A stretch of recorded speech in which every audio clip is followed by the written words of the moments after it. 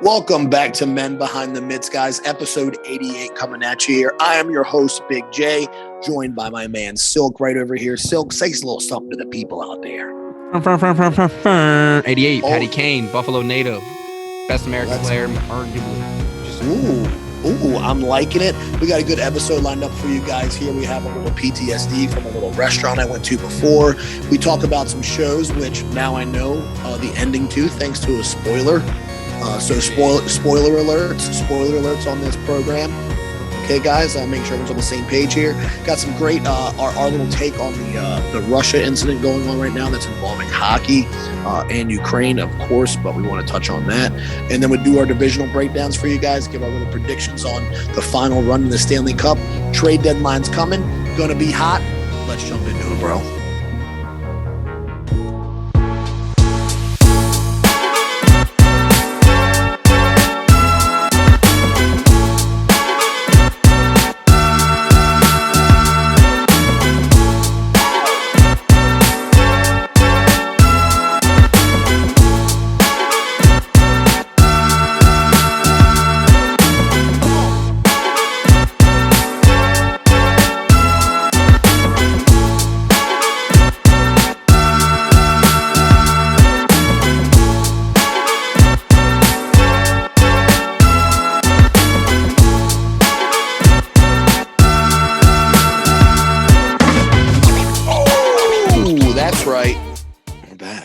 Gosh, I'm so excited. I just realized you're like the kid from E.T.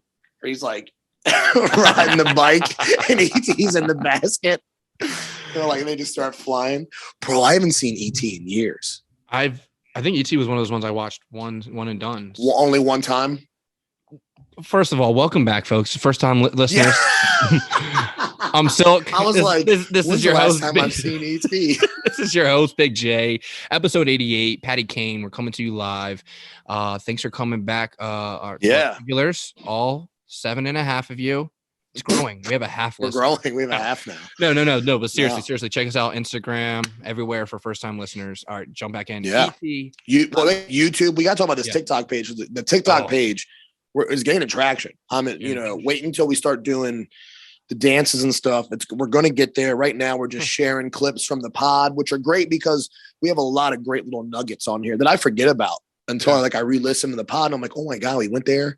And then we keep it real. It's a great mix of everything. That's why I love this podcast. We have fun. It's the realest version of ourselves. I feel like that always. I leave everything out here. Like I'm a fucking book. I always call this is my therapy session. You know what I mean? I'm not paying $100 an hour. I'm doing this with you, bro. Yeah, well, real talk. This is, anyone that's never heard us before, we go from everything from personal to conspiracy theories to NHL, mainly hockey. We love hockey. We talk about hockey. Yeah. And really, don't expect much because it's just two beauties talking hockey. It's just we're here for a good time. We record our conversation and we share it with you because share. Our conversations are gold. Yeah, most of them are, and I enjoy it. Yep. Speaking of gold, we went to brunch. We were texting, by the way. We did some brunch on Sunday. What? Back in the brunch game. It's nice. The weather was just right. I'm pretty sure I told my story about Brick, right? Where I pooped my pants. Did I tell that story? You had. Okay, so I had PTSD. I had PTSD on Sunday. We went back to Brick, and I was like, oh my God, I haven't been here since I shit my pants. And And for those of you who don't know, I don't know what episode number is on, but I shit my pants at a restaurant. And we went back there for like the first time. And I was nervous. I was like, oh no. I was like, what should I not get? Is there things on the menu that I can get? And maybe last time I was drinking a lot. I was drinking way more than I drink now. So maybe it was like from the night before, is what I'm thinking. I think there was multiple. You drank Friday, you drank Saturday, Sunday, you're drinking brunch. Maybe it just all up to you. I'm thinking it, and the body was like, you know what, we're done here. Ejecto cedo cuz. Right in your pants. That was one of the most funniest stories I've ever been told in my life. Yeah. If you have, you got to go back and check that out. Yeah, it was a nerve-wracking time. I was nervous going back. I would have been afraid are they gonna recognize me? No way. No way. Back. You remember 3 years ago when Johnny was manager and that guy came here and shit on Sunday? He wiped his ass with his pants and left it there. Oh my God, what a terrible. I'm getting sweaty thinking about it. Like, this is how I felt. This is how I felt when I was there. I was like, oh my gosh. But anyway, Bloody Mary. Oh, it was good. It was good to have a bloody. And I had a fucking a smoked old fashioned. Oh yeah. Yeah. I didn't drink all of it. It was a little too, the bitters was made a little too sweet for me, but it was pretty good. So I like just a whiskey on the rocks type of thing. Do you drink a lot of I wouldn't call that a traditional drink, but like more known drinks, like a whiskey sour. Everyone's heard of the whiskey sour. I've never had a whiskey sour. No. So if I was gonna say if we're doing whiskey, I generally would take a shot, or I would just add, like, if we're doing like a nice whiskey, like Woodford's or like Buffalo Trace, or my dad put me on Woodford's. Yeah, I've always liked Woodford's Reserve. It's a classic. There's another one. There's a bottle. Something with a B. I'm drawing a blank on it. Not Buffalo Trace, I already said it, but there's another one with a B, where it's nice, smooth, some almost like creamy, whiskey. So like those, I just want on the rocks. I like to sip that. I haven't had straight whiskey in a while, and I was pretty hammered after 2 fucking drinks. I couldn't believe it. I was like, bro, I am buzzing, buzzing. And then we went to Walmart. Always good. I really, that's like one of my favorite things to do. Well, it used to be my favorite thing to do. Now I don't like it because I got really hot in Walmart, but I used to love. Me and Chick would get a little buzzed up on brunch and go like shopping. Yeah. Because it just makes it tolerable, really, is the main reason. I can stand being there for more than 10 minutes, but I was not. And we went to a Walmart and I was expecting, it feels like every Walmart's a fucking super Walmart nowadays, and this Walmart was not. It was a regular Walmart. I was really underwhelmed. And I was like, what the fuck are we doing here? I came in, like, they didn't even have steaks. Like they didn't have like shit like that, like chicken. They didn't have they had like small food items, not like, I was hoping to knock out underwear and grocery shopping in the same place. And it did not happen. I was kind of upset about that. Oh yeah. That's a toughie. Yeah. Right. So I was like, whatever, just grabbed a few things. Yeah. Grabbed the new pair of pantaloons, got some new long pants from Walmart, because I'm super classy like that. I just picked up a pair of pants. They're work related, but I bought them when I was camping because I needed a pair of pants. So I ran into town and hit the Walmart and bought them. But I started wearing them. I use them more often. They're Wrangler. They kind of aren't like windbreakers, but they're cargo pants, but kind of not. But they're kind of fitted and they stretch and like they kind of have it all. They kind of have it all. It's perfect for work, It's climbing ladders and all that shit. So they're so comfortable. And I got them from Walmart. Yeah, $15, and I kind of want to go get like every color.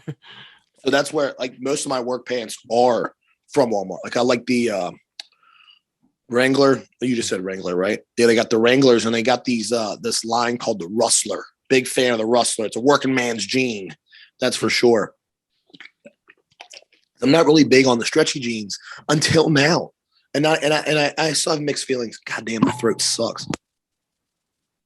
Yeah, I remember when you first picked up your first pair of jeans. You were like, not like asking me. No, it had been like you were like talking to me, like, "Yo, who's got the best?" Like I remember that we had that. Yeah, because it had been 12 years, and I gassed you up every time you wore them because I knew. I was like, "Yo." Well, so look, here we go. So I wear straight leg jeans, but unfortunately, I have to buy one size bigger than what I wear for my, the ham hocks to fit. Gotta get the thighs in there. As much as I've been squatting and deading, they're just getting bigger. Like they're shaping up and so anywho, got a pair of slim straight. Game changer. Watch out. Big fan of them. Like the way they fit, nice and that's why I like the stretchy, because they're tight, but they're there for me, like they're tight, they give, they come right back. They're nice. I'm starting to grow on the slim straight. I'm starting to grow on it. Yeah. Or they're growing on me, I should say. Yeah, stepping up the, classy guy. Fashion. Something. I'm trying. Icon. You really are. Fashionista. I really trying things out. So let's backtrack a little bit before I jump into my side of things. How was brunch? Delicious. Crab hash bowl, potatoes, crab meat. 2 over easy eggs, a little bit of cheese on top. I mean, I tore it up, and we had fried green tomatoes for an appy. Shut her down, bud. Shut her down. It was delish. I went out and saw a few buddies one last time before rolling out to Buffalo, and it's been a while since I had been out. Mm-hmm. And you talked about how you had like 2 and you were like buzzing. I had reverse. I had 10 and I was like, why don't I feel anything? Like I just kept pounding Coronas. Like I got to the point where I started having indigestion from all the damn lines. Understandable. Like I was burping lines. That was Friday. I was like, what's going on here? Like, do I got to pull up the Henny? Like, am I built different now? Do I just drink Hennessy all the time? Like, have I ruined myself? That was Friday, right? When you had the Ronas Friday night? Because we sent a picture to you. I sent a picture to you. I was having a Rona. I had a couple Ronas on Friday. But so Friday, I think we were all in the same space mentally because I had 3 Ronas on Friday and I was like, I got to chill. Like I just wanted to have a couple beers because I had to go to work Saturday morning or whatever. And usually I never drink before night, but I was like, whatever, we're all going out. We were celebrating, Bean's baby and stuff like that. So we got a couple of the Misfits together, which was nice. We were missing you. So we can't wait for that reunion. But, I felt the same way. I had like 3 Coronas and I was like, damn, I could go all fucking night. And I only had 3, but something about Corona hits the spot.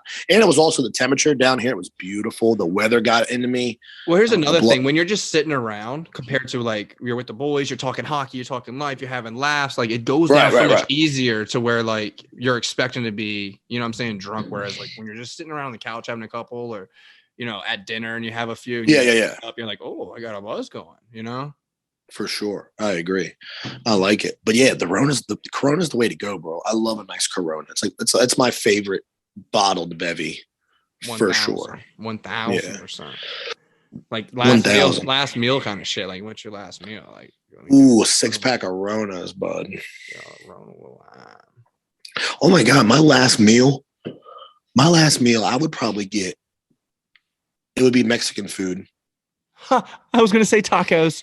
It would be tacos. I have a variety of things, so I'll let you go first. Man, so look, I'm gonna do a variety of tacos. I want like 2 shrimp, 2 chicken, 2 steak tacos, chips and queso, and a 6-pack of Ronas, and maybe like a shot or 2 of 1800, and then fucking zap me, bud. Really? I think that's it because like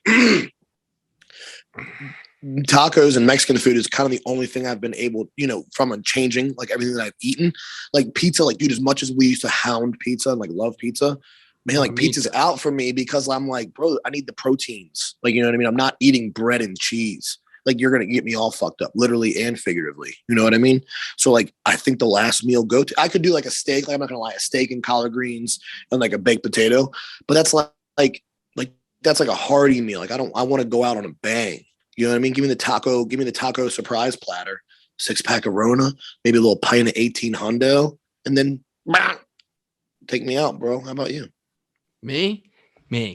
I'm doing tacos. I like the variety choice. I've been to a couple places that when they do like the flight of tacos, you can get like the beef with the bacon and the Gouda cheese, like the wild cheese. Like I love those styles. You're my soulmate.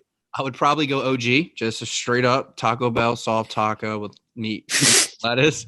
Yeah, dog. Not from Taco Bell. I want the home. Yeah. No, but I get you. Definitely doing a fettuccine Alfredo with some chicken parm, a slice of cheesecake. Okay. Cheesecake right there. Ooh.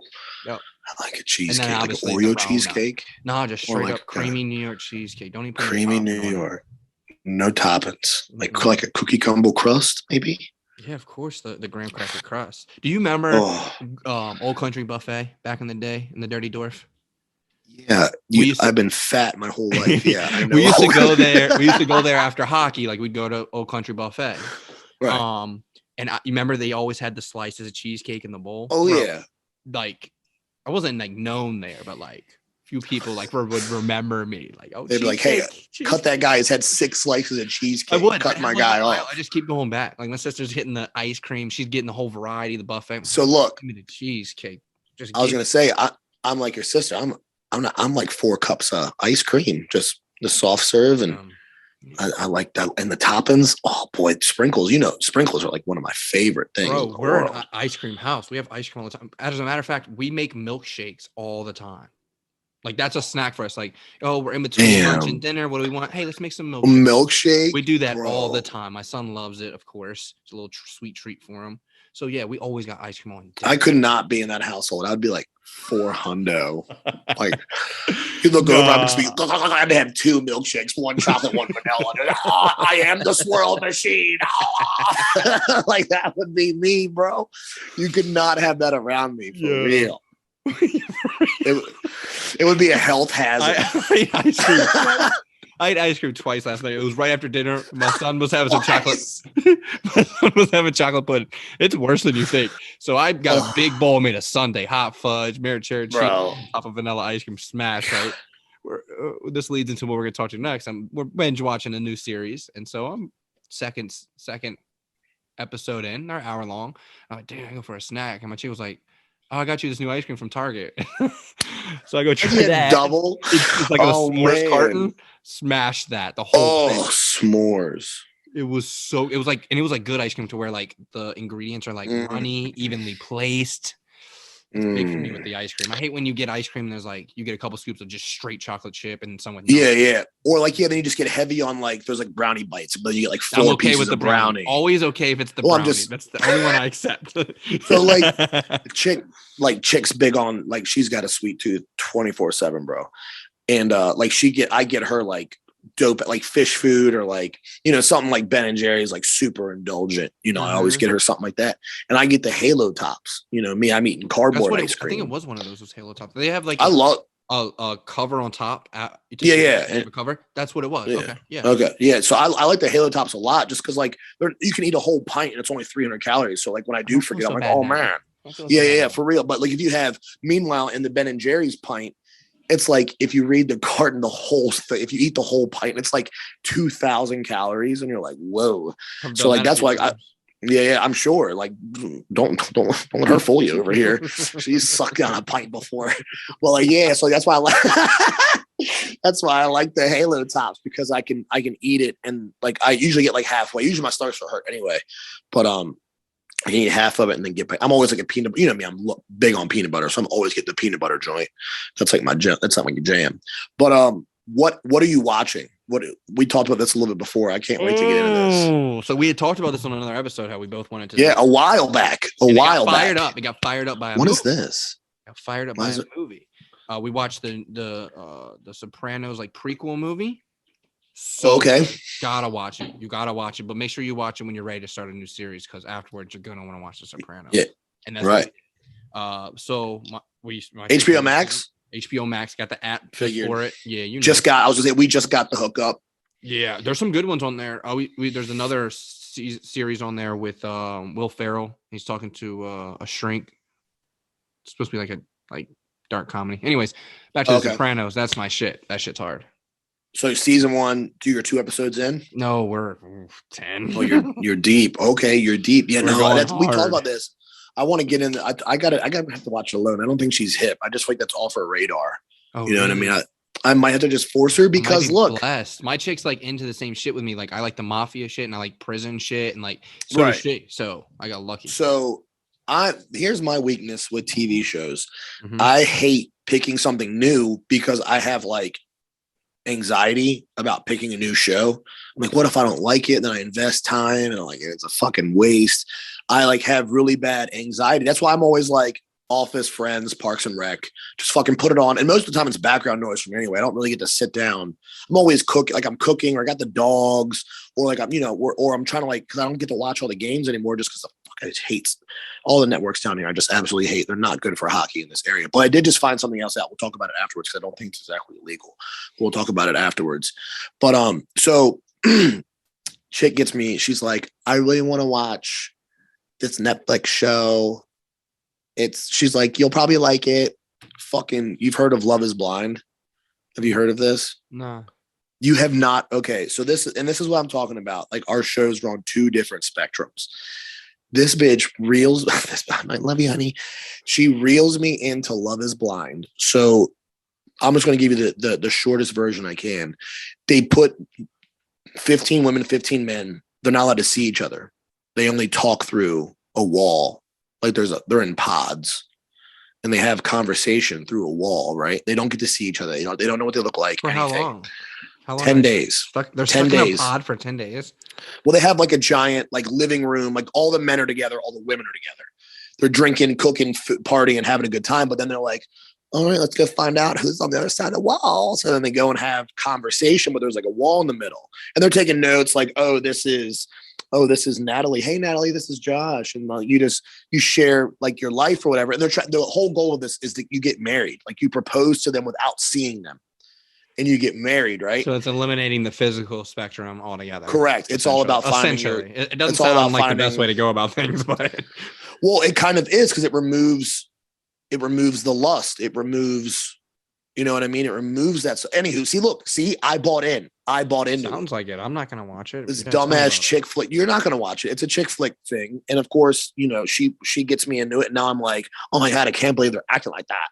And then it just gets me all into this drama bullshit that I absolutely hate, but I can't get enough of it because these people are kind of like, they're really taking a risk. They're all like 28 to 35. They're all older. You know what I mean? They're looking for love. They're looking to get married, but that's the whole thing. So if you propose to someone in this pod, you get married and then you see each other after you propose. You know what I mean? And like only a few of them have broken up. A few are like together or whatever. And then they get married, bro. In like 30 days, they get married. And it's just like the craziest. It's a social experiment is what Netflix called it for real. It's like a social experiment. They all live in clips of this. Is there like a guy on there with like blonde hair? Looks like he's probably all yacked up. Yes. Everyone's like, he's coked out of his mind. He's coked out of his mind. I'm like, bro, like he's not coked out of his mind. That guy's just a spaz. Like if he was coked. Like, come on. If he was coked out on the show, like, yes, he does. His eyes are always like this because that's like, he's like a puppy. Really, that's like his personality. Like, my man is not coked up. Like, I doubt he's coked up on the show. Like, he might do it on extracurricularly, but on the show, like, there's no way Netflix is allowing this guy to be like, hold on 1 minute.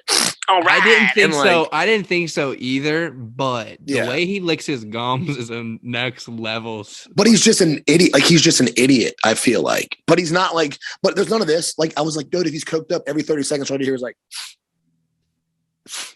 it's like all you would fucking hear. I'm like, dude, we've been around some fucking fiends. Like, you know what I mean? Like, it's not like that. And that's why I feel like the people that say it, chick, he's on coke. But you never been around when I'm on coke. Chill.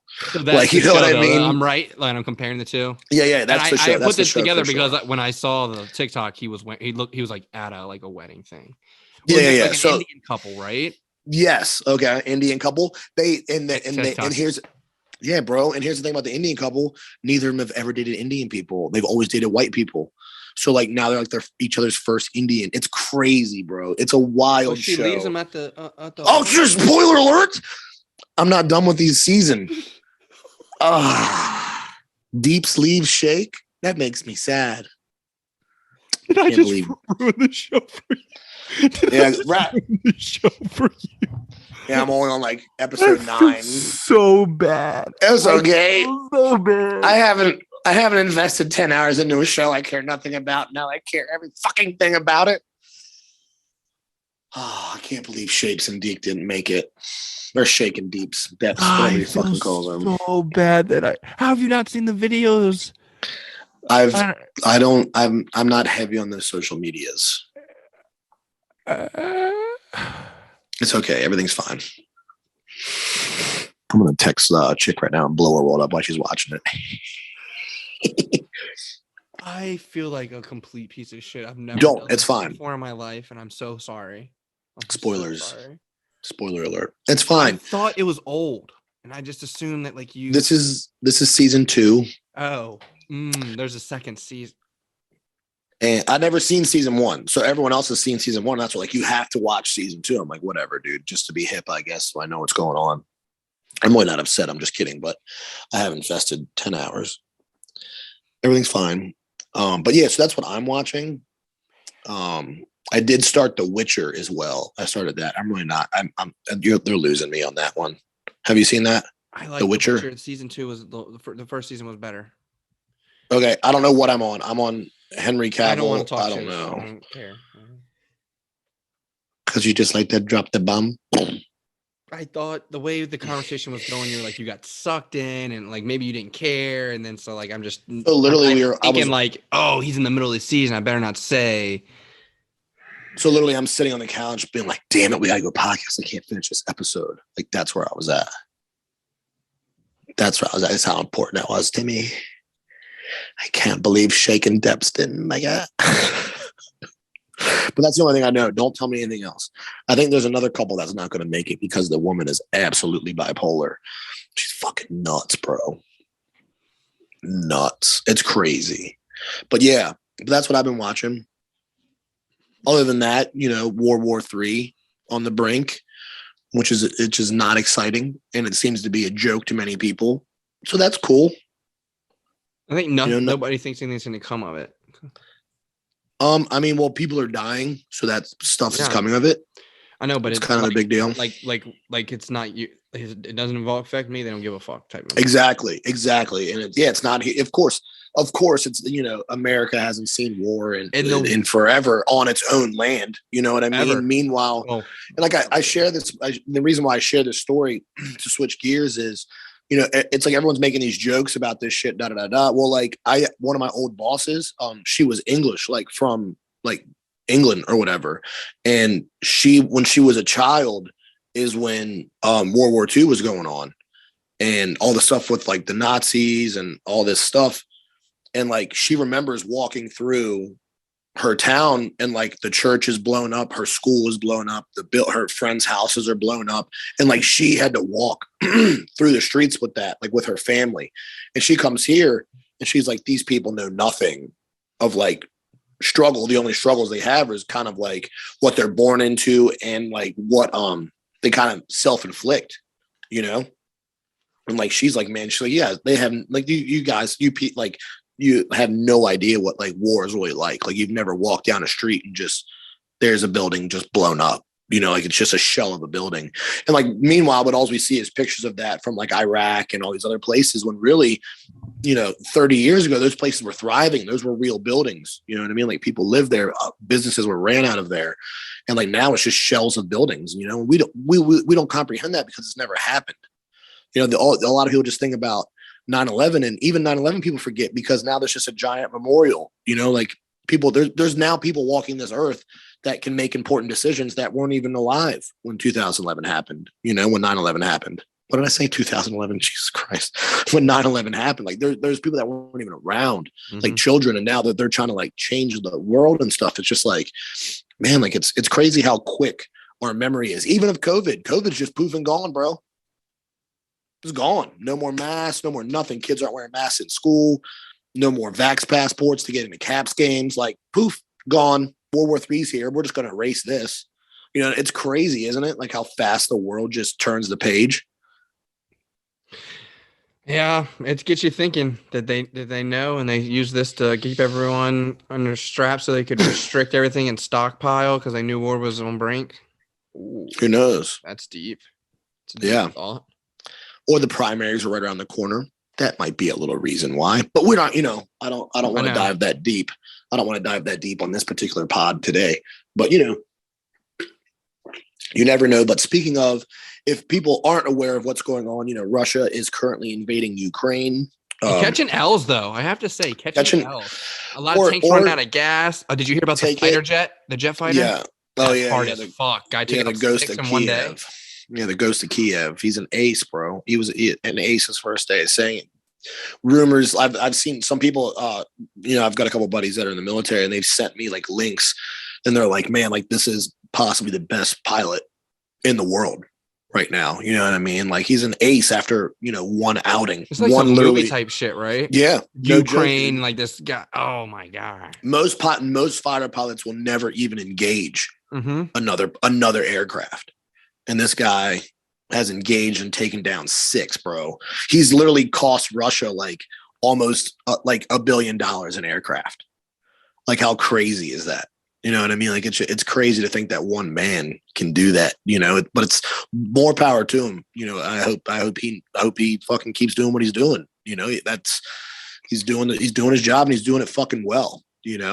But I always love a good underdog story. Oh, for sure. And that's what they are. I mean, they're not a third world country at all. And that's what's funny. People are like, I didn't know they had smartphones. But like, bro, Ukraine is not a third world country. Like they're a legitimate country. They are they have a many amount of exports. I mean, besides like wheat, iron ore, they have rare earth minerals there. Like Ukraine's a pretty important piece to the world in general, you know, and the people just think that it's crazy to think that people don't, just because they don't dress the way we dress and they don't have the knickknacks and the gadgets that we have, it doesn't mean they're a third world country. It just means they don't care about useless shit. Or they're not on the same size landmass too. I think that's a lot of people look overseas and they see these countries that are, you know, well, they've never seen, they see it on a map. Yeah, and a map. And I actually did a dive on that, talking about how big Ukraine is and how big Russia is. It's like, bro, like these other countries are really massive. A map is just put that way to make it fit on the piece of paper and to make US look bigger than it is. Like, come on, man. We've all been down that rabbit hole, you know? So let's just be honest. But yeah, it's interesting the way they do that and the way they skew size and stuff to make you think that all these other countries are these little piddly countries, and every country's a third world country other than ours and like Europe. You know, that's pretty much what most Americans think, you know, like besides like I mean, most people, when they think of Mexico, they just think of resort towns and fucking cartels, you know, when really Mexico, it's how else do they have a full economy? You know what I mean? Like, yes, there are these things, but these are fully functioning countries. I'm no fucking historian and I'm a fucking beer league butte. Take it or leave it, you know, take it with a grain of salt, etc. But the reason why I want to talk about Russia is because apparently the conflict in Russia and Ukraine has a lot of reporters, specifically hockey reporters in the NHL, throwing shade at Russian players. And also, it seems like the world is like, yes, we understand that what Russia is doing is, you know, not right and for the wrong reasons and everything else on the list. But like now they're going to the extent of, you know, like canceling Russia, like basically blocking and cancel culturing, you know, Russian teams from like the IIHF and like World Juniors. And they're basically saying no Russian teams can compete, when it's like, man, like what does Russian hockey have to do with Putin and his authoritarianism, like decisions? You know what I mean? Like it blows my mind. Like I'm sure everyone had saw, you might not even be a big hockey fan, but the American press is grilling Alexander Ovechkin because he won't speak out against Russia. My man's in the NHL, bro. He lives he's here. His wife, his parents, his boys, his family live in Russia. They spend half the time, you know, in the States and in Russia. And you want this man to fucking, but yeah, because what Alexander Ovechkin says in a press conference is, oh, Putin's going to be like, oh yeah, I should definitely stop the war now. Alexander Ovechkin thinks war is bad. Like, grow the fuck up. Like, what are we talking about? Like, he's walking such a thin line because that's where his family is. And unfortunately, Alexander Ovechkin and Putin, like, they do have ties. Like, you know what I mean? I'm pretty sure Putin's like Instagram page, his picture is like him and Ovechkin. You know, like it's a big deal. Ovechkin is one of the biggest Russian stars on any platform, you know, to make a world-renowned name for himself. I mean, everyone knows Alexander Ovechkin. Yeah, he's god. It's like godlike over in Russia. Basically, I mean, they take pride in all their athletes, and they try to keep them within too. So when they go out and become these big celebrities, like it's much larger. He's more. I think he'd say more known in Russia than anywhere else, for sure. Oh, for sure. I mean, think about how popular he is here. You know. Yes, yeah. Anyone who plays hockey knows this guy. I mean, I'm looking at a box. He's on my Cheerios box right here. OVO cereal. I'm looking at right behind the camera. Like, yeah, this guy's a huge star in the NHL. Not only that, but on an Olympic level, just a world-renowned level hockey player. And it blows my mind that like Dominik Hasek is like calling for his head, that he needs to be kicked out of the NHL and all this stuff because of what Russia's doing. Like, what are you talking about? Like, what is even the basis for that? You know what I mean? Like, just because you're upset with Russia, what are you going to go join all the celebrities singing from their houses? You know, don't forget about me during this pressing time. Same shit they did during COVID. Like, come on, bro. Like, what are you talking about? Like, that's why Hollywood's so fake. That's why no one buys into that shit anymore, or at least they shouldn't, if they still do. Yeah, and that's another fucking hole we can dive down. Not today. You know what I mean? It's just crazy. And to think that people expect like Ovi and these other Russian players that, like, it's bad enough that this is happening, and then you want to put people like that who have, just because they have a platform, and like, yeah, he spoke out against war. It's like, yeah, this war shouldn't be happening. We should be peaceful. Da da da da. Like, he said what he could without going to extremes, but doesn't that blow your mind that like there's an outside influence like that affects hockey, like a sport or any sport in general? You know what I mean? Like usually, I don't think he should be put under a microscope for it, and I don't think he should have been grilled about the situation. I think, sure, let's bring it up during a press conference. One of these assholes in here, bring it up, let him say his right. And then we move on and we talk hockey because let's be real here. For sure. He's still skating. He's still playing. He still has a job.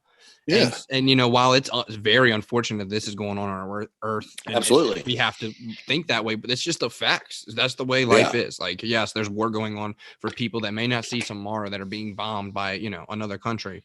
We still have to pay bills. We still have to go to work. Yeah, exactly. That's the crazy part. And then to think that like his family's over there, he's going to say something negative. Anyone knows, like, you don't talk out about Russia being Russian. And then look at the middle of situation. Yeah, to be in the middle of war and to do it and your family's over there, you're just dumb. That's just dumb. Yeah, man. And that's just reporting nowadays too. I mean, they've really shown their true. Exactly. The clickbait. Give me the headline that's going to have me the most clicks. That's all it is. That's what I mean. Like journalism. Speaking of clickbait, did you see the clickbait about these Russian players now? The teams are stepping up security because of all the threats that they're getting.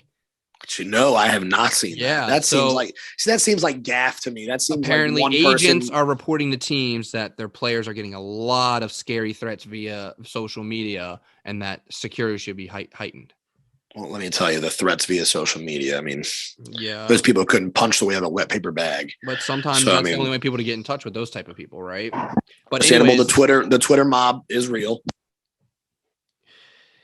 Yeah, it's just he's an athlete. That's what he's known for. Like, I don't know why we hold these people to another level. I mean, he's just a human. He's just another person, right? He just plays hockey really, really well, and that entertains us, and that creates a market. You know what I'm saying? Like, it can be sold. Yeah. So, like, that's all it really comes down to. People are treating these athletes and these celebrities like gods. Like, nah, bro. Like they're gods, bro. They're not. She's good at acting fake. And she's an actress. Yeah. Like, I don't care what she says about politics or how the earth should be. I don't care what she thinks in those categories. Very, very, very, very professional in those categories. Asking an athlete about war, bro, that's so stupid. How crazy is that, right? I mean, look, don't take away that we're not this is not a good time. It's not a good time for. I'm glad the Russians, the Ukrainians. Get up there and go, fuck Ukraine. I think Putin's doing the right thing. Yeah, could you imagine? They should keep their mouth shut. Anyone from Ukraine is to me. Right. Yeah. That's Nazi type shit, right? Yeah, bro. Like come on, man. Like just a human being, man. And hopefully it's resolved quickly. With the least amount of damage and casualties and everything like that. I mean, you've got, what they say, 16-year-old to 60.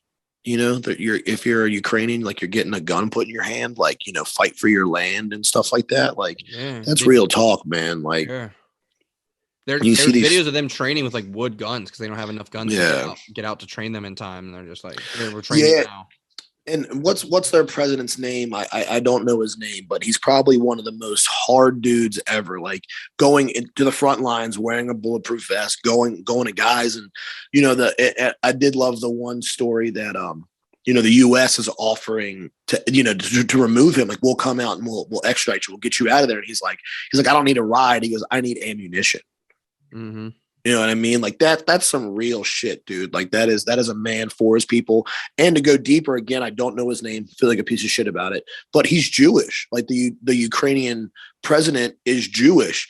Most of his family was murdered in the Holocaust. Like he's seen what authoritarianism and dictatorship does to people and to other countries. So of course my man is going to fight this full steam. His family's been through this once. Mm-hmm. And people forget the Holocaust wasn't even that long ago, bro. Well, that's another thing they do, right? They print these pictures in black and white, even though there was colored pictures. Like, yeah, man. I grew up, I never saw a picture of Martin Luther King and the Civil Rights Movement in color. Now, come to find out, there's thousands of pictures in color. Right. That just weren't put in the books we were given. It's crazy. It wasn't that long ago. It's wild. Yeah, short memories, bro. They don't want that. Just like this COVID shit, short memory on that. Oh yeah, we're right back to normal. You know what I mean? Like, it's wild, man. It's wild. It's stressful. I just hope, and everyone is already on the brink. In so many ways, so many aspects of life. This is not what anyone needs. So, just could you hanging imagine there. going through COVID, doing all the bullshit you've had to go through, God knows what, and then on top of that being a military family, and now you don't know if your husband's going to get shipped off, dude, or your son. Yeah, it's tough, especially since Yeah, they don't really get the love they deserve here in this country. Oh, absolutely not. Citizens do. Citizens love our vets. I mean, our government, and what I mean by that, and I think that goes back to what you were talking about earlier. We don't know that shit enough to where I feel like there's some type of disconnect with our vets here.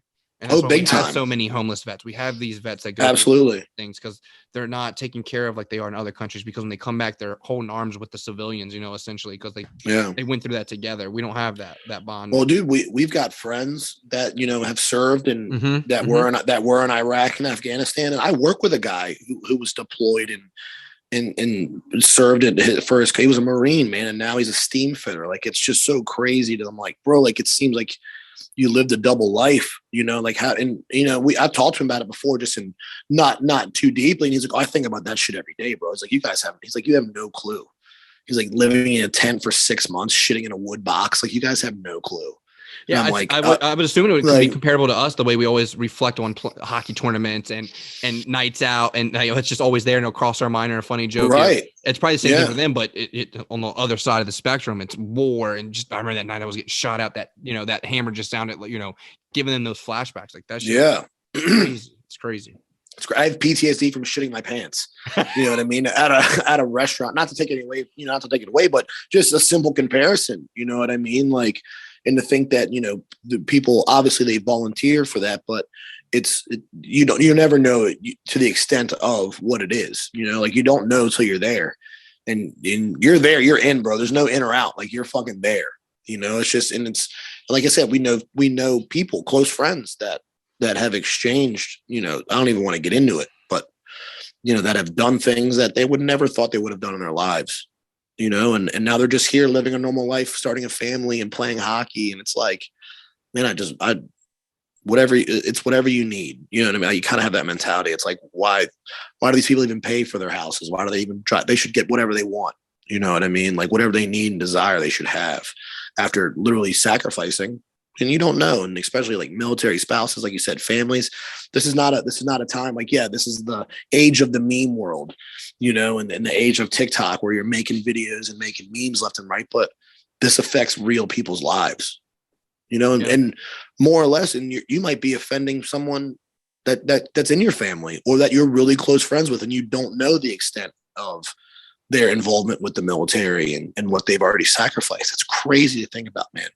That's so crazy. Reason this kind of, when you're talking about, is the age of the memes. This war is kind of being made into a joke because we're seeing all these videos. These guys, these soldiers that are over there are making TikToks and shit like that. Yeah, it's something no one's ever experienced this. Like, soldiers in the middle of war, like, creating videos for social media. Yeah, think about that. Like, what was it? World War II, they're reading press, whatever's printed, whatever we hear about 2 days later, it's already happened. And then we're just now reading about it type shit, to the point now we have live action from the soldiers on their camera. Like, and then think about how diluted and what propaganda that could be. You know what I mean? Like, look at all the Nazi propaganda that the US was spreading just to get men and women to volunteer, or men to volunteer for the military. Yeah. Like it's crazy, man. Like, old timey war posters and stuff. It's crazy. So that's what I mean. Like, it's bizarre that we have, like you said, we have access to this, and we're watching a war via TikTok and Instagram and Snapchat. Like, have you gone on the Snapchat map and go on over Kiev? You can literally watch all that on Snapchat. Oh my, dude, Snapchat's creepy, bro. That's why my location is off. You can go on Snapchat and zoom into like someone in their house. Like, you're like, oh, that's where they live. You know what I mean? Snapchat's creepy, bro. Like, that's why my location's always off, and I try not to use those apps like that, man. It's wild. Just signing away like all your no privacy. Yeah. Let's start treading towards hockey. Gretzky bringing up that he thinks Russia should be banned from future IIHF events, and then they followed through. Belarus and Russia have removed. World Juniors isn't going to be held in Russia, and Canada now coming out saying that all Russian, I guess it was like any sporting event, they're just banned for life. Yeah, same with the Olympics, the Olympic Committee. Speaking of, I mean, and they were already. So they're just going to eliminate Russia from everything. Like, if y'all want to do this, you can't do nothing ever again now. Yeah, so I hate to get back into it. So what happens when China invades Taiwan, which is eventually going to happen? I feel like it's just kind of happening right now, just no one's talking about it. But so we're going to eliminate China. Like, okay, good luck on that, bud. The China's roots are tied deep, and then that'll piss off Russia more because now then Russia's going to want to just say, fuck all you. Right? Who knows, man? It's a scary time. But nonetheless, I feel bad for everything, and then like the hockey players and other athletes, where it's like, well, I guess there goes my dream of what I've been working for and all that stuff. It's just and like the KHL is like dismantling all the Russian teams. So like the Dynamo and all that stuff, no more. I didn't see that. I saw a lot of teams were leaving the KHL. I didn't see. Okay, so Russia. I think that's what I'm saying. Yeah, the teams are pulling out. Dynamo's in there. Yeah. Yeah. But those teams are pulling out. They don't want to be associated with them in the league. Yeah. And bro, the KHL is second. Yeah, I mean the second biggest hockey league next to like European hockey and the NHL obviously being number one. But I mean European hockey and European hockey and KHL is way bigger than that. Yeah. Yeah, I was going to say, I mean, the KHL technically might even be bigger than the NHL based on you look at the people who go watch the games. Their stands are always packed. I mean, you can't even get 100 people at an Arizona game. Can't even get 1,000 people at a Florida Panthers game. And they're they might win the Stanley Cup this year.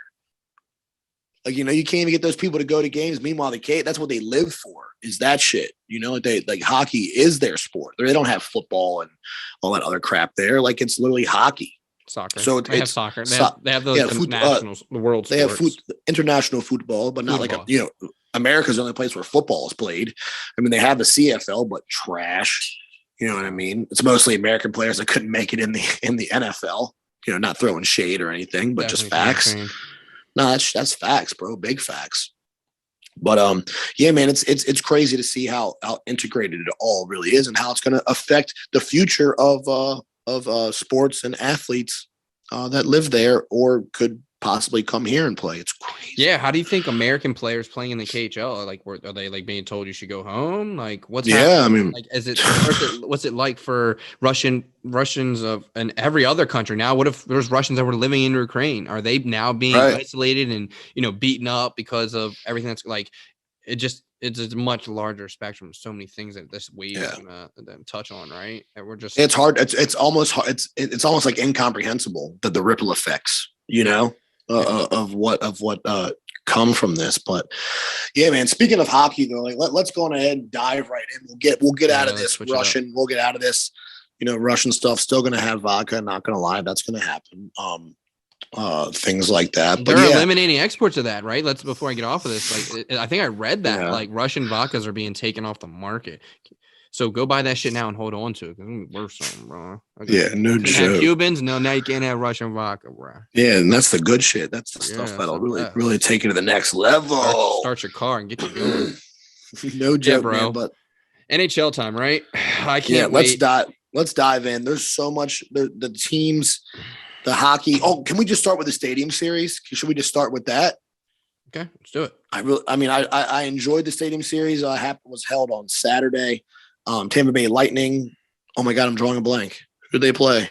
Nashville. Jesus Christ, yeah. Nashville. All I saw was Smashville. I was like, who the fuck is Smashville? Oh yeah, Nashville. How do we feel about the unis? You said you liked them. I did like them. I fucked with both of them. I know you kind of had your flaws that you didn't like, but I think overall, I think they did a good job in comparison to some of these other ones we've seen. These were pretty good. I like the Smashville one. The Toronto one was real clean. Yeah, I like the unis. I like the colors. Everything was great. I didn't like Tampa's helmet. I thought the bolt was too big on the helmet, and it made the helmet look weird. Like, is that how a hockey helmet's shaped? Like, that's what I kept thinking about because I would just see the bolt, like, because it went like from the top, like behind the ear. And I was like, that looks weird. It looks almost like it just looked different. I wasn't a fan of that, but a fan of everything else. I thought they did a great job in Nashville. I really thought they took advantage of that. I mean, come on, man. When hockey is selling out a football stadium and baseball stadium size, Yeah, like that's what I say. It was a packed house in Nashville. They really did their thing. The game has really grown in Nashville to see that that organization grow. They've had obviously the success in the playoffs, not all the way yet, but the success in the playoffs is huge, right? So yeah, great fan support, man. They really do have some good fans in Nashville for sure. They're there for all of it. What a fun city too, and always a party there. Every time they show the outside of the stadium there or the arena, I'm like, man, it looks just like a fun. I can't wait to go see a game there. It's like a fun place to be, dude, for a hockey game. No, yeah, definitely. They're on the bucket list, right? I haven't been to an outdoor game for these NHL Winter Classics since it started. Have you? No, I've never been. I had the opportunity to go when the Capitals played, but I literally, this was, what was that, like 5 years ago or 6 years ago? I literally could not afford, the money is just, I didn't have the money. Yeah. It's so expensive. But I get it, man. You're literally making ice outdoors, and it's a big deal. Show, right? They have artists come out, everyone, it's an event for sure. I definitely want to check one out though. Well, yeah, in the future for sure. Tampa though, Tampa's just such a good team. I love watching them play. Yeah, bro. Let's talk about, before we jump into the standings, I got to talk about Mitch Marner's. I feel like he's just so good. Guy. And I talked about this last episode, right? Talking about the core of Toronto, and he's arguably, I think he could have been top 10 on our list when we did our list on episode 69. The fact that he wasn't on mine, it kind of irritates me now when I think back, because I picked Braden Point over Mitch Marner, and realistically, I'd take Mitch Marner over Braden Point. Yeah, I know we're coming off the Stanley Cup with Braden Point, but Mitch could carry a team. I don't know if Braden Point could carry a team. Yeah, for sure. And I mean, and not only Mitch Marner, but selfless player too, man. Dishing up big assists. You know what I mean? He could, he's an all around team player. Big heart. Yeah, big hockey guy. That's what he is. Did you ever watch that Amazon special, the docuseries? I don't have Amazon. I'll let you sign into mine. You just gotta ask so you watch these shows. All right. The behind the scenes though they did with Tampa was so good. Mike fucking fell in love with Tampa. You gotta watch it, bro. You really get to connect with these guys. I wish they did it with every single hockey team. The way Amazon did it was so good. But yeah, dude, Mitchie's a stud, bro. That was a huge game for him. So many good young players right now. They got that kid Bunting. He's a stud right now. Poppy's just lighting it up. He's got to I would not be surprised if he wins the Rocket and the Hart. He could, bro. He's really coming into a groove right now, playing good hockey, eyes on the prize. The worst part is there's still all this doubt that they're even going to do anything in the playoffs, and it's wow. Their team's coming alive. They have arguably the MVP of the league and the best goal scorer at the same time this year, and they're not even going to make. No one's expecting them to make it past first round. Well, in my opinion, one of the best goalies as well, Jack Campbell's, really playing a hell of a season for them. But I saw, actually, I'm glad you brought this up, because I saw a headline where it's of course, is Toronto going to be a first round bust? And I saw them, they're Toronto needs a goalie. I'm like, Toronto needs a goalie. They're riding Soup. I feel like Soup's, definitely going to be their guy, their go-to guy. But the fact that they would be having to shop a goalie for Peter Mrazek, my guy's not. His goals against is only a 3.07. Wall's played well too. They got the kid Wall, who's got a 2.76. So they don't have a standout, I guess, statistical number one, but Jack Campbell's done everything you could have asked for him this year. I mean, maybe there's been some hiccups as far as consistency, but he's 23-8-4. 4 shutouts. He's got 4 shutouts. So what more can you ask from a Tendy? Yeah, dude. Born in 92, young guy. So yeah. And to see that they're 92 really young guy. I can't say that anymore. 92 is not young, bro. No, he's not. He's 28 years old. Yeah. Or 29 now. Yikes. Oh my God, he'll be 30. I'll be 34 this year. Oh, we got to change the topic. Keep going. Number 1 in the league right now, though. Is there any surprise? Colorado Avalanche. Bro. They cut the way they came back on the Jets the other night. Oh, they had a 3-0 and that shit. But here's we had a lot of talk about this the other night when we had the Misfits together. Multiple people said Colorado for the cup, but is it real? Do they have the consistency to make a Stanley Cup run? The conversation with the Misfits was they all think Colorado is going to go to the cup. No, 2 of us do. Oh, us. But then I said in the beginning, it's going to be between Colorado and Florida, in my opinion. Like those are my two teams that are going to be really pushing for the Florida Panthers. That is, they're really going to be pushing for the cup. But is Colorado consistent enough to carry it 16 wins? I don't think the cup, consistency is an issue. They're pulled through in the season. They have great seasons. I think they're another Toronto. And I said this last episode. They don't have regular season. You can't look at the Colorado Avalanche regular season. Even if they finish wild card, you can't look at it if they have this current roster, because they've just shown that they're not clutching in the playoffs. That's where it really matters. And that's what blows my mind. They put on these stellar seasons and then they're just ghost. Man, 10 regulation losses, 4 overtime, 82 points. They are the goal differentials, plus 63. They are leading the goal differential. That is bonkers, bro. Plus 63. Oh. Yeah, they're deadly. I mean, and that's top 3. Carolina second, Florida in third. Those 3 are oof. If we base it off playoffs, I think Florida could have won the year they got knocked out by Tampa, and Tampa went on to win it. So it's hard to judge them off that. Carolina's already proven they can do it more recently than Colorado. So I don't Colorado, Carolina final or quarterfinals, whatever it may be. They played before the cup, Carolina, right? Yeah. So we wouldn't get a Stanley Cup there, but that battle of 7. You would take Colorado over Carolina? I think we did this last time, and this is just the talk now. This is where we're at. We're this deep. This is going to be the matchups. Pretty much, we talked about it last time, which makes this hard. But the Metro is pretty much set. You got Colorado. Yeah, Washington would have to tank bad to get out of that wild card spot. While Columbus also made a huge run, they could. Laine's stud. I was going to say Columbus lately. Yeah, Columbus really put it together there tonight. But speaking of the Capitals really tanking, that's possible. That's a real possibility. We talked about 2018 vibes, injuries. I mean, before I was thinking, man, who would we trade? I don't want to trade anybody. My trade list has grown, bro. My trade list is our whole bottom 6 is flexible in my opinion, and even maybe 1 or 2 in the top 6.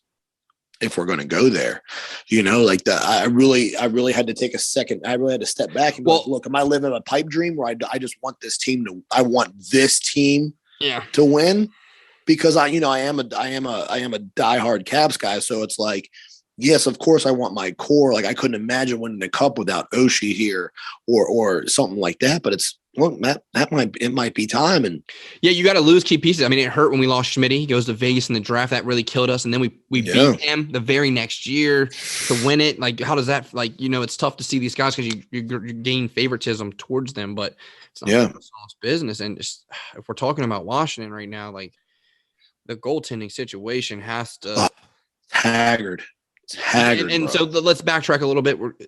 I think what I'm getting at here is the trade deadline is going to be huge this year. You're going to get a real, I agree. Some years, all right, this team's making a move. I think there's going to be a lot of teams active this trade deadline that are going to try to make a push, especially in the East. But I would not be surprised if we see Pittsburgh, the Rangers make a big move, and they're already pretty deadly. And they're tight. The big thing is going to be cap space. The Caps are going to be dealing with it. Pittsburgh's going to be dealing with it. New York's going to be dealing with it. But here's the thing, man. You deal 2 guys, 3 guys for 1. Cap space isn't an issue anymore. And that's honestly, in my opinion, kind of what the Capitals need to go for is dump some cap space, get some opportunity back in here, in my opinion. If we're going back to Washington, I think there's 2. I didn't mean to just jump back to them. But if let's talk about it. If we're gonna go back and look at their current situation and what they need to do come trade deadline, there's 2 ways of going about it. You're not gonna get your cake and eat it too. So I think you either keep your core, you get your guys healthy, and you get back to the beginning of the season where you had a full lineup and 2 rookies battling for that last spot to really show themselves, and they were winning hockey. You get that. If you can get that again, that trade list is now off the table, and now our only concern is our goaltending.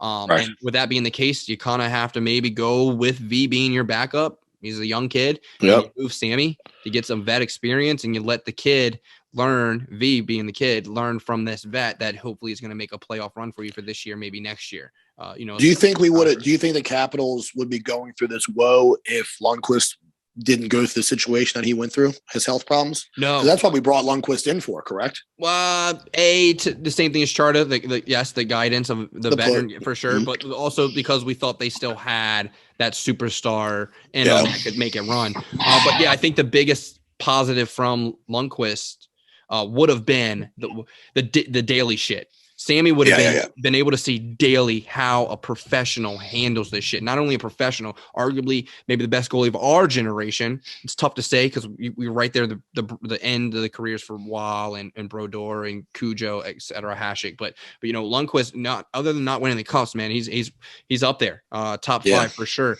And to have him and what he does on a daily basis, how he eats, how he acts, what time's he going to bed, how what's he doing daily. Right. Getting his tips from him, how he thinks about something, because how you look at the game and how I look at the game, even if we're playing the same game plan, two different things. You know what I'm saying? I may look at it from a playmaker, like, oh, I can slide this to the middle, where you're thinking I need to get to this lane to get this shot. So for him to be able to learn all those little things from Lundqvist, especially depending on how long he's there, it could have been huge. Could have been real for the entire organization. Yeah, I agree, man. I definitely agree. I think that you nailed it from the beginning. This trade deadline, it's going to be hot. There's going to be people moving. There's going to be big names moving.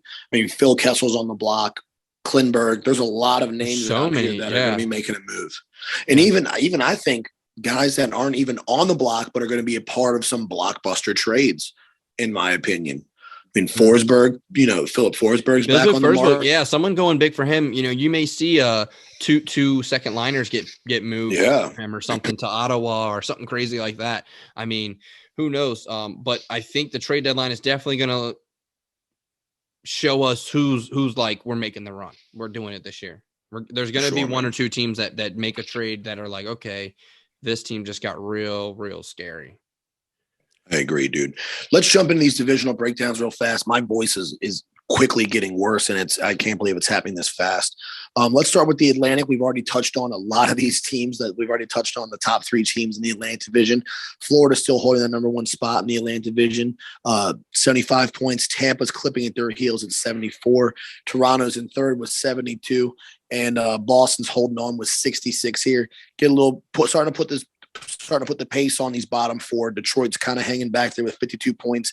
They'd really have to go on one heck of a run here to catch Boston. And look, the way Toronto Detroit played their night against each other, who knows, man? I mean, that was a lamplighter of a night, man. That guy's thumb had to be sore from pressing the button, but that was one hell of a game. Yeah, man, that's insane. But I really think, regardless of where Florida, Tampa, and Toronto finish here, I mean, that top 3 is pretty much in stone. Yeah, I completely agree that one's done for. I think we could probably jump over to the Pacific, and there's some more action heating up over in the Pacific. Yeah, that really makes it more interesting. The Pacific, that's why I hate that these games are on so late, because this division is so tight. It's so tight. Number 1, we got Calgary really doing work, 68 points. LA in number 2 was 65 points. Vegas holding on to 3 was 62. Edmonton holding on to that 4 spot was 61. And you've got Anaheim right on their tails with 59. Vancouver on an absolute burner with 58 points, bud. And we really can't count out San Jose with 54. The Pacific Division is really heating up. There can be some guys bouncing around. You think Calgary's the real deal this year? We know they made some moves.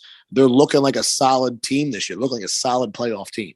Yeah, dude, they're scary. Picking up Tyler Toffoli from Montreal, that was huge, bro. Big pickup. Yeah, and he's already producing. So yeah, I think Calgary is the real deal. LA, I'm a little iffy on, and Vegas, I think with Jack getting back into it, could jump up to that 2 spot. Edmonton should maybe make a move up then to 3, and I think LA falls to 4 before this is all said and done. But there's no reason why Anaheim, Vancouver couldn't make a run for that 4th spot, dude. Vancouver, most out of all of them, have the most potential.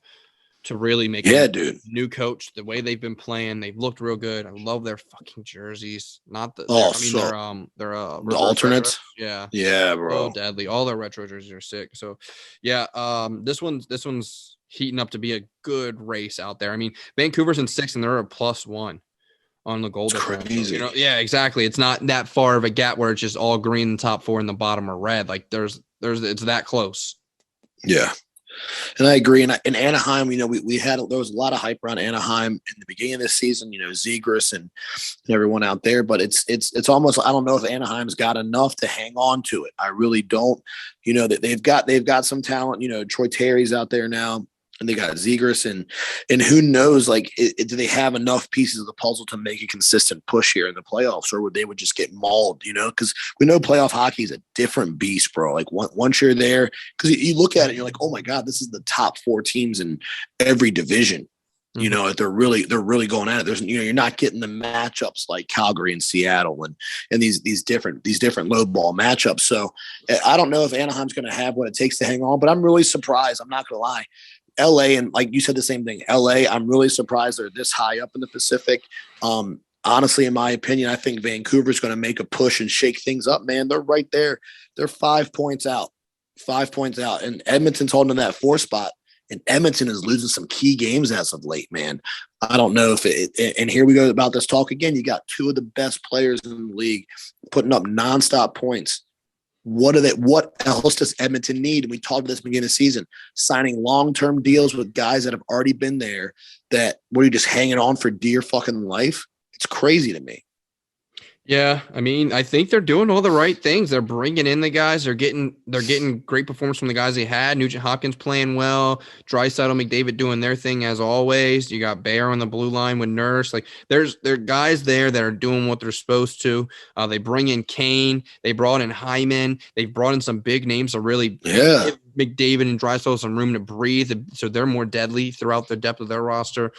Other than goaltending, there's not really much else you can talk about when it comes to Edmonton Oilers, and when it comes to why aren't they winning? They should be winning. When you have McDavid at 47 assists, Draisaitl at 36, both of them at 75, 74 points. Who does it fall back on? They got Skinner's at 2.62 goals against. Mike Smith out there. Mike Smith. Is the Mike Smith era in Edmonton over? Is that what we're looking at? Is he maybe he goes to Washington? Maybe that's a move. I don't know, man. I don't think that's the move. I mean, he's under 500. Like his record is not that great. 5-7-1 on the overtime loss there. But is he? I don't. Yeah, bro. I don't. I think Mike Smith's time in general in Edmonton is up, and I would want to take on that load. Yeah. Not if we're looking for a number 1. Mike Smith is not the guy that we need to be looking at. Yeah, Mikko's been their better goalie. He was at 18-8, and then the kid Skinner, who's at 6-6. Both played much better. So yeah, it's. I think maybe goaltending is the only issue here, unless you want to start talking front office and the boss bench. Yeah, who knows when we've learned a lot about front offices as of late, and who knows what the real issues there are. But yeah, the Pacific definitely going to be shaken up. Let's jump over to the Central where we were talking about Colorado hold that number 1 spot, 82 points, really putting the gap on there. St. Louis, I mean, former Stanley Cup champions, 2 years out right here. I mean, or 3 years out now. I'm sorry. 70 points holding on the 2nd spot. Minnesota in 3rd with 65. Smashville holding on to that 4th spot with 64. And Dallas coming alive and chomping on the bit, 61 points. They can give Nashville a run for their money and bump that bubble spot. I think it's doable. I mean, the guys in Dallas, they're coming alive. They're so streaky. Dallas is super streaky with this. And we've talked about this before because they were down in the rankings before. But, let's touch briefly on Colorado again. Holding on the number 1 spot. Potential Stanley Cup victors. They're definitely going to be making their mark on the regular season. What's going to happen in the postseason? Do they have what it takes to hang tight and keep driving forward? I mean, the names they got and the talent they have out there, it seems like a no-brainer, right? Yeah, you would think so with Colorado. I mean, my biggest awe when it comes to this whole division, though, it's just Winnipeg. Winnipeg sits in the 6th spot below Nashville and Dallas, and I have no explanation for it. I don't think that's going to last. I think something happens either at the deadline or they turn it around here, and I see Winnipeg jumping up and being a contender in that top 4, in which case Nashville, Dallas, that's a tight one, right? You ain't lying, dude. Now I was just looking at Chicago again. We were talking about Chicago yesterday. Terrible, just bro. What a dumpster fire that their office caused and really just derailed their season. You know, they brought in Fleury, who I really thought was going to be a game changer for them, and he's looked flat. Flat. They're looking at trading and removing him. Like, who knows what's going on with them? And of course, you got Arizona 32 points down, holding down that last spot. They can't give tickets away, bro. People are. It's absolutely crazy. I feel terrible for Arizona. Talking about moving the organization, who knows? But yeah, that'll man, never Colorado. happen. Bettman's too personally involved in Arizona. He wants them to succeed so bad out there. Well, give him something to work with. Pull some strings, Betty. What are we doing here? Yeah. How do you think the NHL would look if we had like a European soccer look where there was no cap? Or I'm saying like a Formula One, like whoever has the biggest money. Not good. Not good, right? It's not good. No, because I would compare that to the MLB. I would compare that to the baseball. To the baseball is what I would compare it to, because they don't have cap. They didn't have a cap. They didn't have cap space for a long time. And basically, you know, teams like the Yankees, Boston Red Sox, you're buying championships. You compare them, you know, here's a good throwback to Billy Beane in the Oakland Athletics. You're working with guys that you're literally paying $400,000, $500,000, $600,000, and you're literally playing your 9 players on the field. It's like over $100 million. Then you're looking at these 9 players, and they're $50 million. You know, how do you compete with that? So you just tell me the better market gets. They have the money because they're selling the merch, they're selling the tickets where they can afford better players. These other markets just dwindle and disappear. Then what do you just have? Your 5 best teams, you know, with the 5 best markets. Like that's not what it's about. Cap space is there for a reason, man.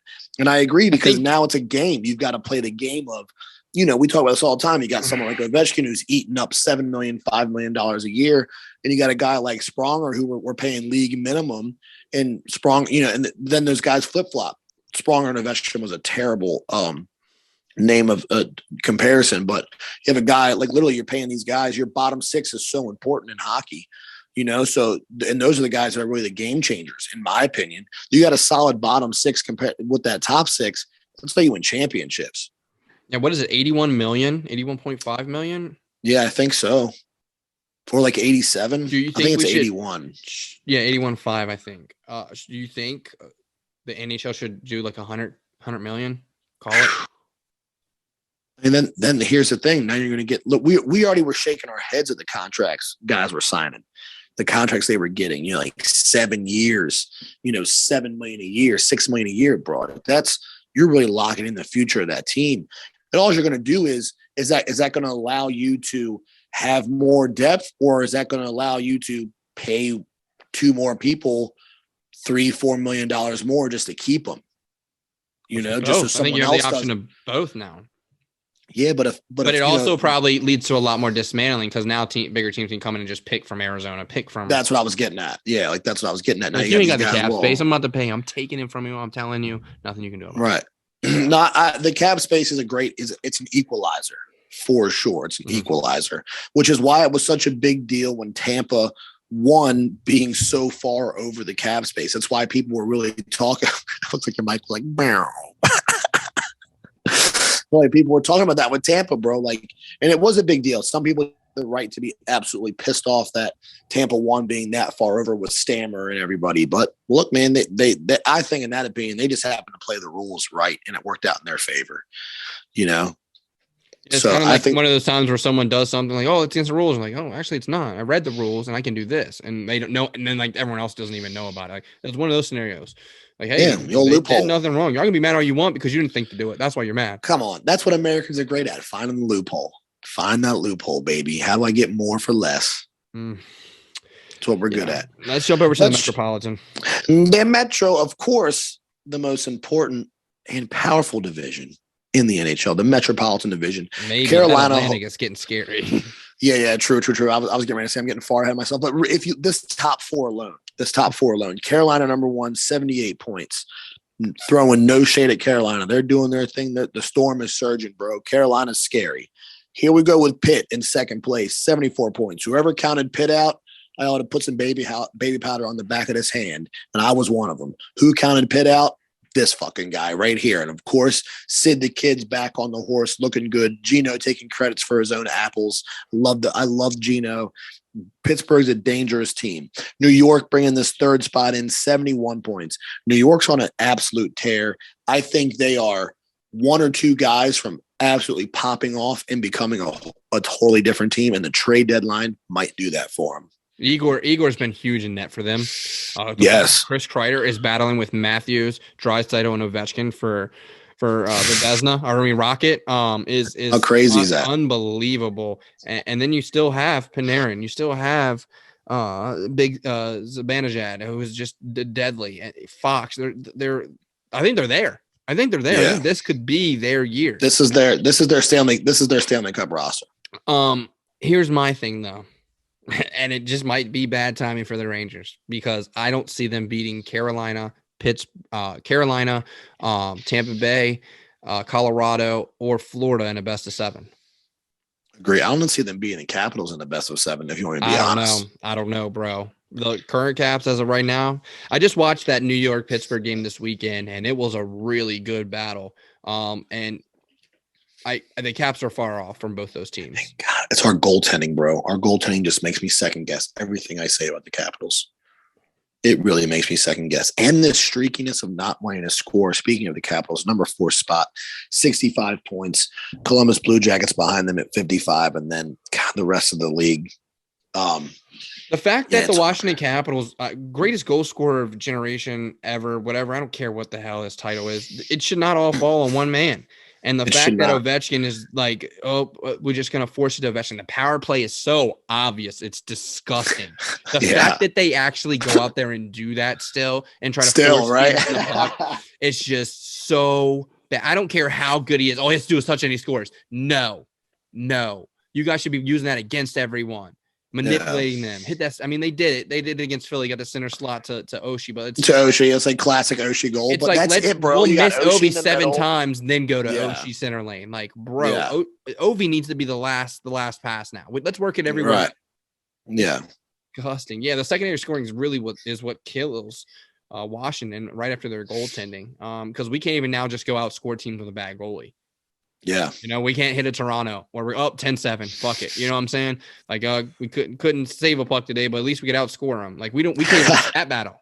So we cannot. We can't shut them out, and we can't outscore them. The fact that we're in 4th place still is only because of how bad the bottom 4 are in this division this season. I must say, because all these teams are expected to do much better.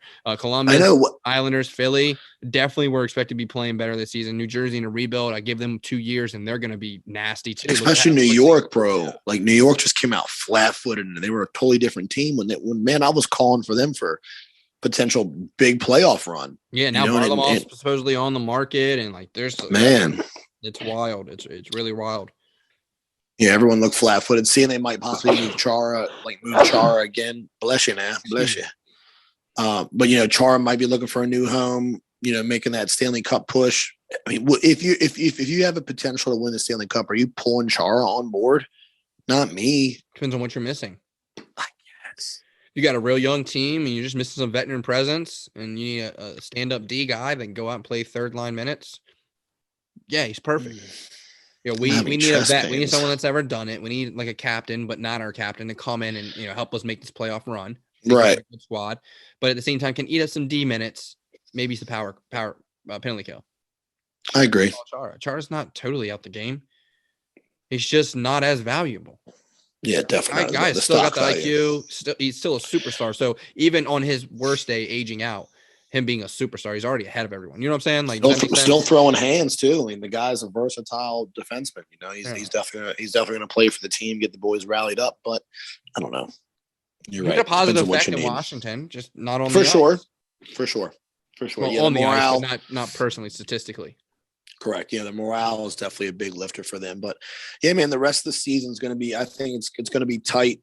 Metro is going to be tight. Atlantic's going to be tight. Pacific. Man, the Pacific is going to be so exciting. I hate that all their games are on at 10 o'clock at night. And I get that it's only 7 o'clock there, but big fella's in bed at 9, not catching these games. It's a bummer. Yeah, that's the worst part about the league being so broad and being across 2 time zones or multiple times. What's perfect?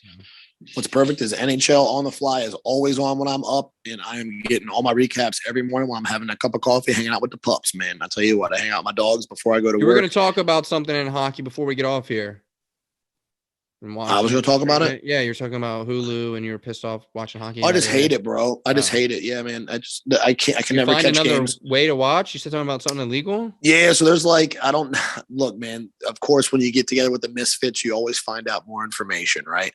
So there's some type of NHL.ir website where you can really watch every game live for free. It's like this backdoor website where the games are just there, bro. I'll have to send you the link. We got to ask our buddy for the link. But he's got it. Who told you about it? Come on, bud. Yeah. Come on, bud. Who's the king of finding everything? If it's free, it's for me. Come on. The password this season. Yeah, pretty much, bro. If it's free, it's for me. But yeah, we'll have to get that link. But it's dope. I got Fire Stick. I got Fire Stick, and it's on there. Jailbroke. I have a jailbroke Fire Stick. Yeah, and I have anything that's on TV in any country, anywhere. Yeah, that's dope. Yeah, but it's the consistency for me. It's like sometimes the games are there on regular TV, and then sometimes they're not. This blackout shit is. The worst is the sling. They show the Caps. They show the Wizards game. Because they have a deal with the NBA over hockey. Yeah, and you saw what just happened. MLS has now surpassed the NHL in the fourth spot Woof. under NFL, MLB. NFL, NBA, and MLB. Shit, I'm surprised race car. I'm surprised NASCAR isn't higher than NHL. It's just disgusting because the game is just so good. Like, listen, I like soccer. I know a lot of people don't like soccer. I don't like the way they do shit. They're not. Yes. I like hockey culture better, but I enjoy watching a good Chelsea-Liverpool matchup or something. Oh, for sure. I love watching soccer overseas. I watched Tottenham the other day, Saturday morning. It was early. I was like, Tottenham's on. I'll catch it, bro. Hell yeah, for sure. I like skilled soccer like that, like European soccer. Yeah, that's the shit. I tried to watch the MLS, and I was like, nah, it's not for me. It's not the same. Even the vibe there, like they're trying to do like these chants. Try so hard, they do, but it's not the same copycat. No, well, there's nothing like a good European soccer chant. I feel like the world looks like the MLS as the way the NHL looks at the KHL. Probably, for sure. Cool, for sure. And then that's the problem. Oh, someone good. I'll take it. Yeah. Because they don't have salary caps in that shit. In the Premier League and stuff, zero salary caps. Their owners are like, sell more. We need the guys. But my problem is when I watch Dubai money out there too. Yeah, bro. When I watch the Premier League, I'm always like, what am I watching? Is this team T-Mobile? Is this like I never know what the team name is? The sponsor is wild, yeah. The sponsorship is so wild. I mean, it'll be here before you know it. It's already starting with the helmets and the shell, and before you know, the ice is going to be painted. Oh, I hate when they do that overseas. Blue ice. Yeah, it looks like shit. It's just so dumb, bro. I love all. Some things I don't want to change. Like I understand change is good, but like some things, I don't want to change. Come on. Yeah, I was going to say. I can't even remember watching an NHL game where there's no sponsors on the boards. Never. Not once. That was always a thing. Tim Hortons. That was always a thing. But I'm saying, but back in the day, it wasn't. Then they started putting on. Then they started putting on the glass. Now they put the digital on the glass. Yeah, or digital in the right behind the blue line. It's crazy. So stupid. So pressed. I hope someone sees their name there. I get it. Right. I really do get it. I get it. How stupid the world is. Someone sees something. I should go order that. I forgot. It's funny how we work. It's kind of stupid, right? Right. Cram it down your throat. Buy more things you don't need.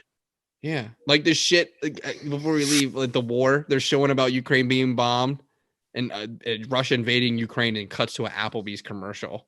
You seen that? Yeah. Seen that? I was just like, talking Applebee's on a date night. I was like, oh yeah. Saddest time of our lives. Come to Applebee's, 2 for 10 apps, and don't forget your Brutus. People are dying. Millions are dying from COVID. Ukraine's making it. Here's an Applebee's commercial. Literally, you got boneless chicken wings right next to your death toll counter. The funny part is anyone that's going to Applebee's is wondering why the hell they're playing commercials, but can't staff a full kitchen. Yeah. Why is my app taking 15 minutes? Well, we've got 2 people back there in a 10-man kitchen. Yeah, it's a fucking joke right now, bro. Yeah, life. We are literally held together by dental floss. Is like what I feel like. Like society is such on the brink of just being like, fuck it, you know. Yeah. Like, what got me thinking actually kind of about that, and we can kind of wrap it after this if you want, is I heard this thing about like how we're so close to like kind of, you've said it before about like similar to Rome, the fall of Rome just gets so caught off.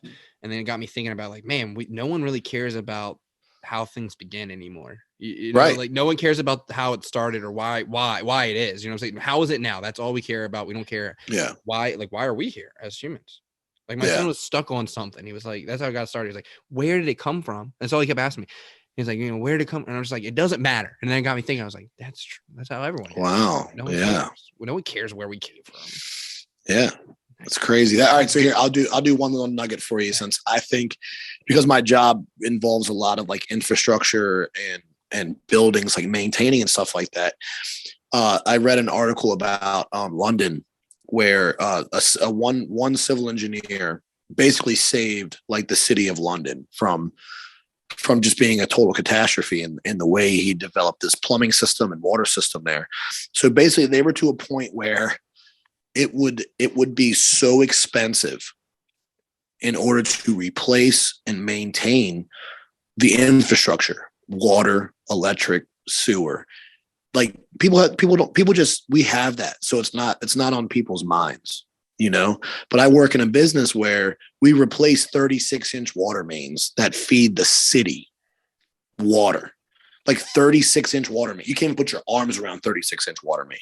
It's so big, right? To comprehend that. And these pipes have been there for 70 years, 80 years. There's actually parts in this war. There's places in the United States that still have wood piping. Can you believe that? Wood piping.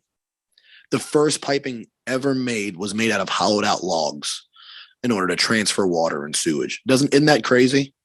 And to think that's still being used in today's day and age. Anywho, back to the London thing.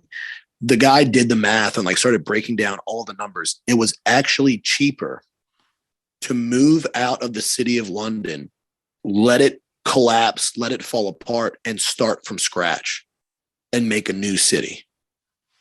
It was cheaper to do that than to repair and maintain what they had there in that city. Isn't that nuts to think it, just to comprehend that? That's crazy.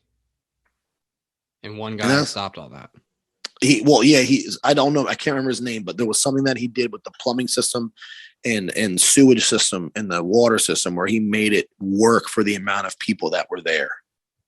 Without him, the city would have already failed.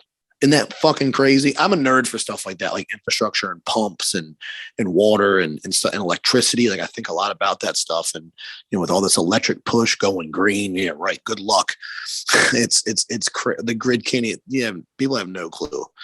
People have no clue of the reality and the grasp of the true situation at hand. But yeah, man, it's crazy to think about that stuff. I drive through DC and I'm like, I work on that building. I work on that building, and it's kind of, there's a little bit of pride in it. And I always point it out to Chick, and like I'm like, yeah, you see that building? She's like, oh my god, you work there? I'm like, yeah, I did their water pump the other day. You know, I replaced their motor and pump seals and stuff for that building. And she's just like, what the shit? And I'm like, yeah, it's weird. I'm in those places where, like, it was here's the best way I can put it. We went to Disney like 2 years ago or 3 years ago now. What's that hotel elevator? Tower of Terror or Tower of Fear or something like that. Mm-hmm. And in the ride, you go through their boiler room, like in their maintenance room, and Chick's like, oh, it's so dark and dirty down here. I'm like, you know, this is where I work all day, right? Like in real buildings, like I'm in the boiler room and in the mechanical rooms that you guys have no idea that are there. That's where I work. Like behind the scenes.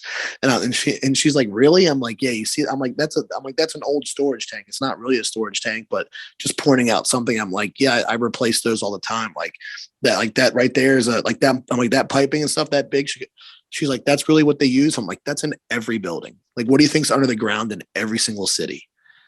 Like, it's crazy when people actually put their eyes on like what is there behind the scenes. People have no idea. This goes back to what we were talking about earlier. Everyone's just disconnected. It's not right in front of them. Super disconnected, bro. We have no idea how our plumbing works, where our farming, our food comes from. We don't care. My God, to comprehend farming. Oof. Bro, I get lost on the chicken cow debate type stuff, man. I don't even know how we keep up. It's crazy. It's absolutely. Think about how you can just go order so many chicken sandwiches right now, just yourself, and they're everywhere. Yeah. Or just chicken wings. I want 50 wings from Hooters. And just think about the amount of chicken one Hooters uses. And then think about the chicken that every Hooters in the state of Maryland uses. You're like, whoa. Okay, now imagine every Hooters on the West Coast. You're like, whoa. And then imagine across the world. You're like, bro, incomprehensible. Like there's a number. I think they were talking about it with money, how like people just, it's easy to rattle off. Did you see he spent $300 billion? We say that out loud, but do you even know how much fucking money that is? Like that is so much fucking money. I was thinking the other day, it was like the difference between $1 million and $1 billion is like, I think it'd be like 5 years. If I give you $5,000 every day for 5 years, you'd be a millionaire. But like it would take like 500 years or something like that. Yeah, 5,000 every day to hit $1 billion, hit 1 billion. Who said it, man? There was a good breakdown where they were like, when people talk about like Mayflower money, like people like have old school money and shit like that, like people that came over here like on the Mayflower and their families were rich, like in the 1800s and stuff like that. And it's like, not Mayflower was way before that, but you know what I mean? Like people that come over here on boats and stuff and how much money. It's like, if you got, like you said, if you got $5,000 a day from the day that boat landed till right now, you would still have a fraction of what Jeff Bezos has. Like, it's just crazy to comprehend that amount of money. It blows my mind. On that note, what an episode. Yeah, dude, this was good. It was so good to see you. Can't wait to see you. Yes, always excited. Episode 88 was a banger. Good old one for Patty Kane. Loving a good old American. 89 might have a twist. Anyone that's interested, 89 might have a twist. We'll see how that goes because I'll be in a new location. I'll have a new location to record from. So speaking of, we gotta get some drawings. We gotta figure out if we're doing some chairs, some leatherback recliners. I got some lighting going on in here that we're gonna change. I'm moving some stuff, man. We might have a studio again, but this time be on camera.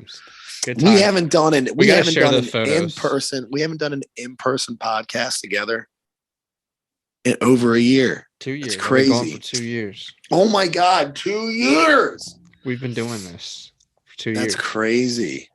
I can't wait for it. I can't wait for it, dude. Crazy, right? Can't no one say that we quit ever. I mean, we're not going to, but you know the fact, like we've gone through 2 years of having to do everything via video chat, like this. Yeah, wild, right? I can't wait to be in the same room. Maybe not have to wear headphones. Oh wow, just holding a mic. Oh man, the future is. I'm so excited for everything. Yes, sir. All right, folks. Well, as always, until next time. Be well, guys. This is the Men Behind the Mitts podcast.